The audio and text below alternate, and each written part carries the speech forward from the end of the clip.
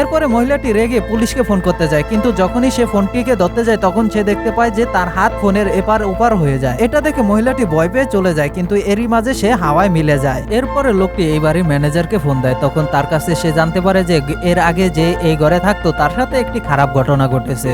এটা শুনে লোকটি একটি লাইব্রেরিতে যায় আর সেখান থেকে কিছু অলৌকিক ঘটনার বই কিনে আনে। তারপরে সে বাড়িতে এসে ওই মহিলাটির আত্মা ডাকার জন্য প্রস্তুতি নিচ্ছিল, কিন্তু ওই বইয়ে লেখা পদ্ধতি কোনো কাজেই আসছিল না। সে বুদ্ধি খাটিয়ে যখনই একটি দামি কার্পেটের উপরে চা ফেলেতে যায় তখনই ওই মহিলাটি হাজির হয়। তখন লোকটি তার নাম ডেভিড বলে, আর যখনই মহিলাটির নাম জানতে চাওয়া হয় তখন মহিলাটি তার নাম মনে করতে পারছিল না, সে তার নাম কি তা ভুলে গিয়েছে। তখন লোকটি মহিলাটিকে বোঝাতে চাচ্ছিল যে সে মারা গিয়েছে, কিন্তু মহিলাটি কোনোভাবেই বিশ্বাস করতেছিল না। তখন মহিলাটি রেগে লোকটিকে ঘুষি মারতে যায়, কিন্তু তার হাত এপার ওপার হয়ে যায়। এখন তোমরা যদি জানতে চাও মহিলাটি কি সত্যি মারা গেছে নাকি তার সাথে কি খারাপ ঘটনা ঘটেছিল তা জানতে হলে এই ভিডিওটিতে একটি লাইক করে কমেন্টে পার্ট 3 লিখে দাও।